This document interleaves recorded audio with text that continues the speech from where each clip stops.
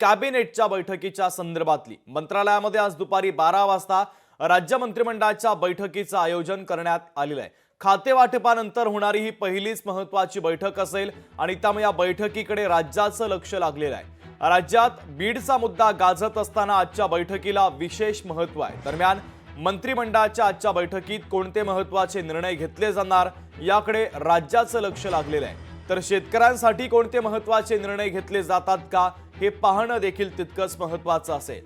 तर कॅबिनेटच्या बैठकीच्या संदर्भातली ही सगळ्यात महत्त्वाची आणि मोठी बातमी आपण पाहतोय। दुपारी 12 वाजता मंत्रालयामध्ये मंत्रिमंडळाच्या बैठकीचं आयोजन करण्यात आलेलं आहे। तर खाते वाटपानंतरची पहिलीच महत्त्वाची बैठक असेल आणि त्यामुळे त्या बैठकीमध्ये कशा पद्धतीचे निर्णय घेतले जातात याकडे संपूर्ण राज्याचं लक्ष लागलेलं आहे।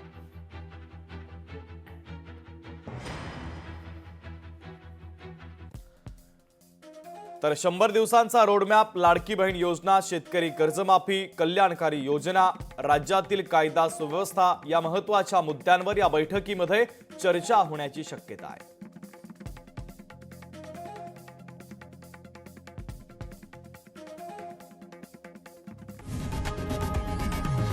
लोकशाही मराठी ऐका, पहा, जागरूक रहा।